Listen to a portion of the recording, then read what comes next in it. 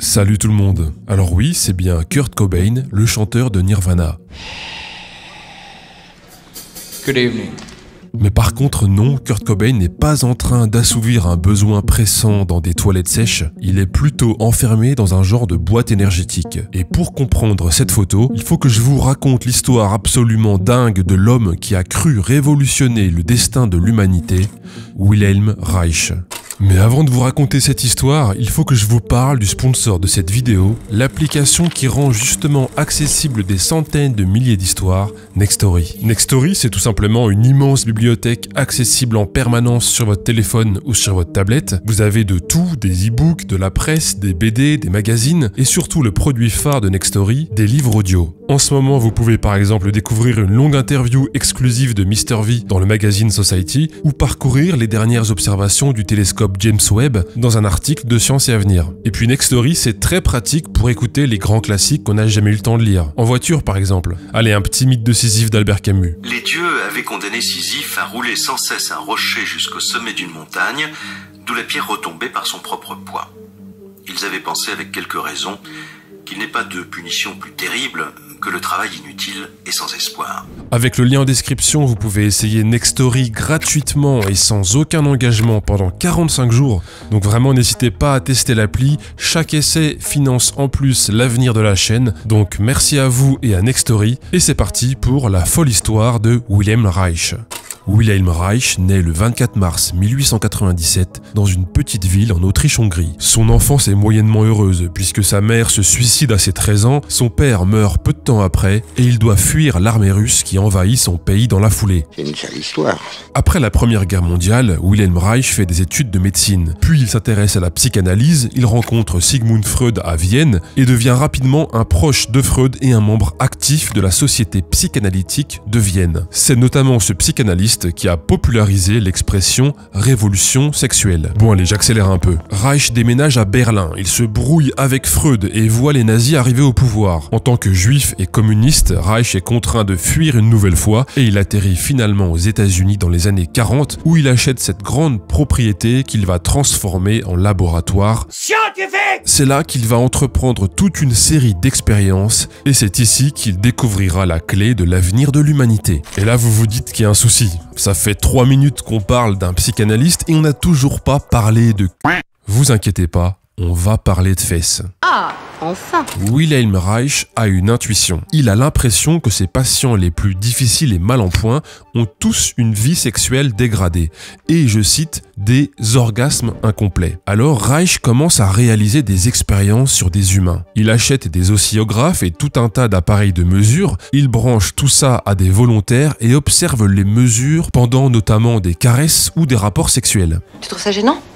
Voilà, ici par exemple, on a une mesure effectuée par Reich, une mesure de l'excitation d'une personne suite à un petit bisou. Bon là par contre, je ne vous traduis pas la mesure parce que la monétisation va vraiment finir par sauter, je vous laisse traduire tout seul. Bref, Reich mesure des activités électriques pendant l'orgasme et il en conclut qu'il se passe quelque chose d'incroyable à ce moment-là. Le corps doit libérer une énergie qu'aucun scientifique n'avait détectée jusqu'alors. Bon, spoiler, on a tous une activité électrique qu'on peut mesurer au niveau du cœur, du cerveau, des muscles, mais bon, c'est un détail. Pour Reich, la révolution est en marche, et voilà sa grande découverte. L'orgasme est le moment où le corps se décharge de l'énergie vitale accumulée. Non, pas l'énergie vitale auquel vous pensez, hein. On parlerait d'une vraie nouvelle énergie. Et il va logiquement appeler cette nouvelle énergie l'orgone. Orgasme, orgone. L'orgone serait l'énergie vitale absolue de l'univers, présente partout autour de nous. Voilà ce qu'il écrit par exemple dans son livre « La fonction de l'orgasme ».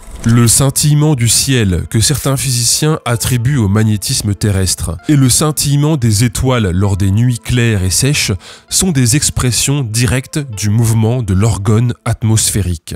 Donc oui, il y a un lien direct entre l'orgasme et le scintillement des étoiles. Dans le scintillement des étoiles, dans les aurores boréales, dans les orgasmes, dans le vent, dans les arbres. Pour le psychanalyste, l'orgone est partout. Elle donne vie à toute chose et elle est la clé de la santé et de la prospérité. Et Reich pensait que cette nouvelle énergie avait le pouvoir de résoudre tous nos maux, nos troubles mentaux comme nos maladies physiques. L'orgone devait aussi rendre les sociétés prospères, non violentes et faire disparaître les dictatures et les régimes autoritaires.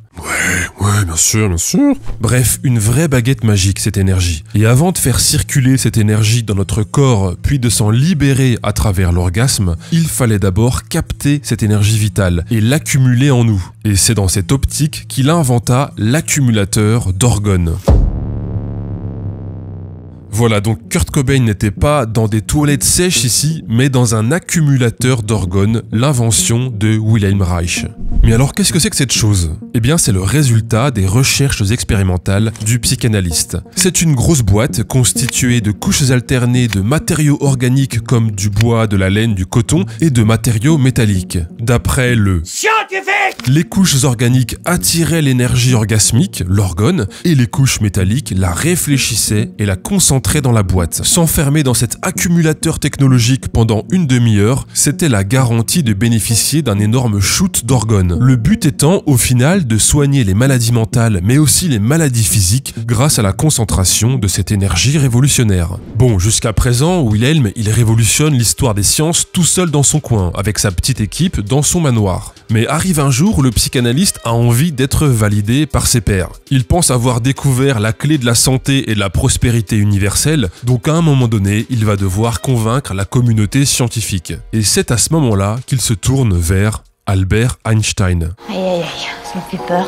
Le 30 décembre 1940, le psychanalyste écrit à Albert Einstein « Cher professeur Einstein, je voudrais vous parler d'une question scientifique difficile et urgente. Il y a plusieurs années, j'ai découvert une énergie spécifique, biologiquement efficace, qui à bien des égards se comporte différemment de tout ce que l'on sait de l'énergie électromagnétique. Une énergie que j'ai appelée orgone. J'utilise également cette énergie avec un certain succès dans la recherche sur le traitement du cancer. Le sujet prend une ampleur considérable tant sur le plan économique que sur le plan physique et nécessite une coopération à grande échelle. Une semaine plus tard, Albert Einstein lui répond gentiment. Cher monsieur Reich, je suis tout à fait disposé à discuter de questions scientifiques avec vous et je vous suggère de venir me voir un après-midi après avoir pris rendez-vous à l'avance.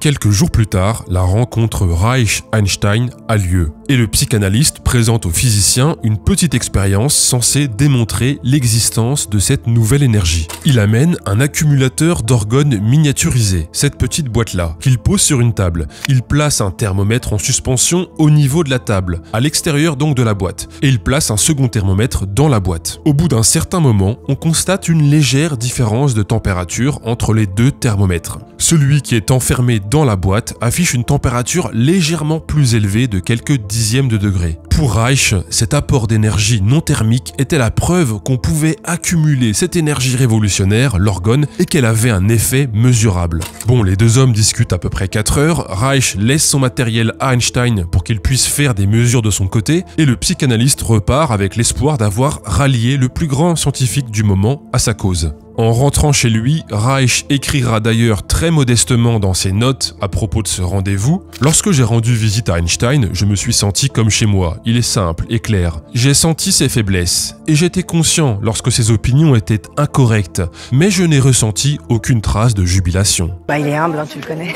Le 7 février 1941, après avoir fait quelques expériences avec son assistant, Albert Einstein écrit à Wilhelm Reich pour lui expliquer que la différence de température entre les deux thermomètres s'explique en fait très simplement. En résumé rapidement, l'air est plus chaud en haut de la pièce qu'en bas et la surface supérieure de la table est également plus chaude et elle a un effet de convection thermique sur la boîte. Et en prenant en compte ces facteurs et en les neutralisant, l'effet disparaît complètement. Donc l'explication d'une concentration d'une nouvelle énergie n'est plus nécessaire. Et voilà comment Albert Einstein conclut sa lettre. Grâce à ces expériences, je considère que la question est complètement éclaircie. J'espère que cela éveillera votre scepticisme, afin que vous ne vous laissiez pas tromper par une illusion en soi compréhensible. Bon, comment le psychanalyste a-t-il réagi au debunk d'Einstein? Réponse A, il a accepté de s'être fourvoyé pendant des années et a cessé de croire qu'il avait révolutionné l'histoire de l'humanité. Réponse B, il s'est bouché les oreilles, a fermé les yeux et a crié « C'est pas vrai, c'est pas vrai, c'est pas vrai, c'est pas vrai, c'est pas vrai ». Toujours autant de suspense sur ma chaîne, je sais, c'est donc la réponse B qui est la bonne. 2 semaines plus tard, Einstein recevait chez lui une lettre de 26 pages du psychanalyste qui lui expliquait à quel point lui et son assistant s'étaient complètement trompés et à quel point son accumulateur d'orgones était sur le point de soigner le cancer et qu'il fallait donc le soutenir à tout prix. MDR, j'ai pas lu. À partir de ce moment-là, Einstein cessa de répondre aux lettres de Reich. Wilhelm Reich, lui, se lança dans un véritable harcèlement avec des lettres de relance toutes les semaines. Et ouais, pauvre Albert, on n'a pas inventé le harcèlement avec les réseaux sociaux. Lettre du psychanalyste à Einstein du 17 mai 1941. Je me demande pourquoi je n'ai toujours pas reçu de réponse à mes lettres du 20 février et du 1er mai. Je vous serais reconnaissant de bien vouloir me faire savoir si mes informations ont été examinées plus en détail ou si elles ne suscitent aucun intérêt. Encore des lettres en septembre et en octobre 1941. Je ne comprends pas pourquoi vous ne répondez pas à mes lettres. Etc. etc. Le psychanalyste était tellement furax qu'il a publié toutes ces lettres dans un ouvrage qu'il a appelé sobrement L'affaire Einstein et dans lequel il rage contre le physicien qui lui avait pourtant gentiment accordé un peu de temps. I, Wilhelm Reich, am sitting alone in the large room in the lower house. All people are gone. Ce que vous entendez ici, c'est donc le vrai Wilhelm Reich qui s'enregistre un soir de 1952. I hope that someone will, at some time in the future, listen to this recording with great respect. Respect for the courage that was necessary to sustain the research work in orgone energy and life energy all through these years. I would like only to mention the fact that there's nobody around, there's not a single soul, either here at Orgonon or down in New York, who would fully and really, from the bottom of his existence, understand what I'm doing and be with me in what I'm doing. Dans cet enregistrement, le psychanalyste se compare également à Giordano Bruno et à Jésus-Christ. En résumé, il est en train de révolutionner l'histoire de l'humanité, mais personne ne le comprend. En tout cas, rien ne l'arrête. Wilhelm Reich se met à vendre et à louer des centaines d'accumulateurs d'organes aux Américains atteints de cancer. Promesse de guérison à la clé, bien sûr. Et c'est pas tout, il poursuit ses recherches et développe son autre invention majeure, le Cloudbuster, qu'on peut traduire par brise-nuage. C'est cette chose, un assemblage de tubes métalliques et de tuyaux reliés à la terre et à de l'eau. Et lorsqu'on pointe cette chose sur le ciel, magie, ça rééquilibre l'orgone présent dans l'atmosphère. Et donc, concrètement, on s'en sert pour faire pleuvoir en cas de sécheresse ou pour dissiper les nuages si on veut un ciel clair. Le psychanalyste a réalisé un tas d'expériences aux États-Unis et il prétendait pouvoir faire pleuvoir ou à l'inverse, annuler et contrer les tempêtes grâce à son Cloudbuster. Mais la course au bullshit n'est pas terminée. Le début des années 50, c'est aussi le début du phénomène OVNI. L'objet restait en l'air.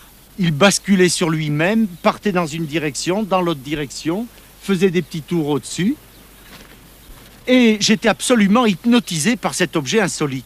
Pour le psychanalyste, les ovnis voulaient s'emparer de l'énergie vitale de la Terre. Ils voulaient nous voler notre orgone. Alors Reich fait évoluer son Cloudbuster en Space Gun. Arrête de rire, s'il te plaît. Et dans son livre Contact with Space, il raconte comment avec sa fille et son fils, il mena une guerre cosmique contre les ovnis avec son Space Gun. Ça... Technologie à induction. Voilà, ça ce sont ses observations d'ovnis mangeurs d'orgones. Et là, c'est la fine équipe qui part au combat cosmique.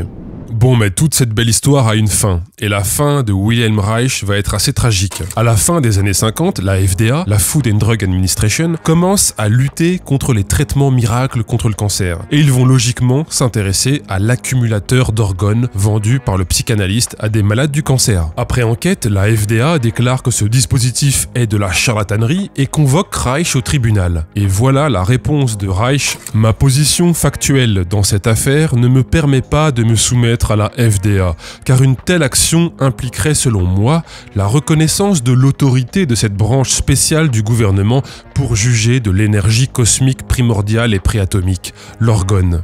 En résumé, on ne contracte pas. Et ouais, Wilhelm Reich a été le premier citoyen souverain qui ne contracte pas. Le scientifique révolutionnaire continue donc d'ignorer les injonctions du tribunal et il est alors condamné à 2 ans de prison. Au bout de 6 mois d'emprisonnement, il meurt dans sa cellule d'insuffisance cardiaque. Ses accumulateurs d'organes sont détruits et ses livres et ses brochures qui en parlaient sont brûlés. C'est d'ailleurs un des seuls autodafés de l'histoire des USA. Et voilà, c'est terminé.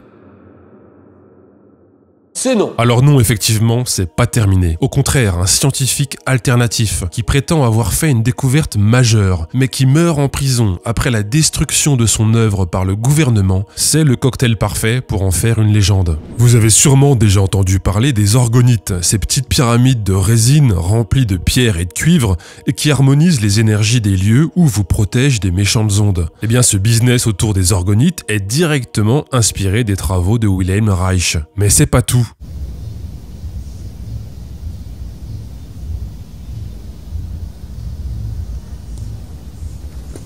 Et ouais, le Cloudbuster lui a survécu. 70 ans après sa mort, on trouve des tonnes et des tonnes de vidéos de personnes qui construisent leur propre Cloudbuster. Dans quel but? Ah bah par exemple, pour faire pleuvoir.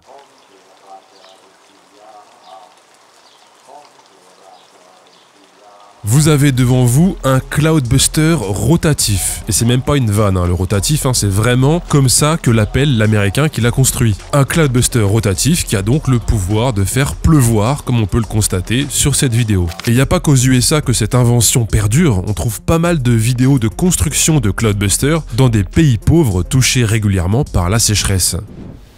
Here's a demo of one of the Cloudbusters that I make. A l'inverse, on peut aussi utiliser des petits Cloudbusters portables pour avoir un beau ciel clair, sans nuages. Ici, ce que vous regardez, c'est un vendeur de Cloudbusters portables qui montre à ses clients comment on peut facilement effacer les nuages, les faire disparaître en un instant avec cette technologie à induction. Mais c'est encore pas tout. En 2025, l'invention du psychanalyste sert surtout à se protéger des chemtrails. Destruction incroyable des chemtrails grâce à l'énergie orgone. Il faut le voir pour le croire, c'est incroyable. Je suis heureux de savoir qu'il existe des dispositifs pour éliminer les chemtrails. Voilà, donc on a des tonnes de super-héros sur la planète qui ont récupéré cette technologie de Wilhelm Reich pour en faire une arme efficace et dévastatrice contre les élites qui veulent nous empoisonner avec leurs chemtrails. Merci à toutes les personnes qui agissent contre les chemtrails et donc contre l'empoisonnement de la nature. Le bullshit engendre le bullshit. Et puis son accumulateur d'organes a bien évidemment aussi survécu.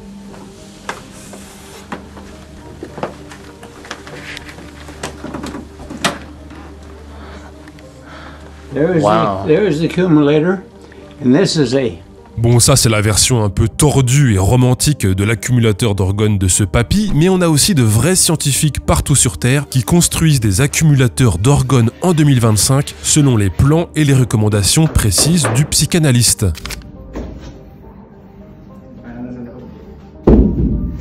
How do you feel? Do you feel more healthy inside organ accumulator? Finished. En commentaire, sous la vidéo de la personne qui avait construit cet accumulateur d'organes, une personne demande « Génial, comment décririez-vous les effets depuis que vous l'utilisez ?» Et là, je trouve que la réponse résume tout. Les effets ne sont ni profonds ni immédiats, mais je suis convaincu qu'il y en a. Autrement dit, même quand on voit que ça ne marche pas, en fait, ça doit marcher quand même. Et si vous avez la flemme de vous construire un accumulateur d'organes pour soigner votre cancer, aucun souci, une entreprise allemande commercialise justement la toute dernière version ultra efficace de l'accumulateur pour 11 000 €. Et comment on sait que c'est la version la plus efficace? Alors écoutez bien, parce que ça va être un moment de science à l'état pur. Eh bien parce que le patron de cette entreprise allemande est rentré en contact avec Wilhelm Reich, qui est mort, via un médium. On ne se sert pas de son mental et de sa logique. Et il se trouve que le psychanalyste ne se tourne pas les pouces là-haut dans le ciel. La retraite à 65 ans, c'est pour les feignasses. Non, lui, Reich, il a continué à bosser sur son invention, même après sa mort. Et il a filé les dernières mises à jour de sa machine au médium. Du coup voilà, pour 11 000 balles, vous pouvez vous offrir cette technologie mise à jour. Le bullshit engendre le bullshit.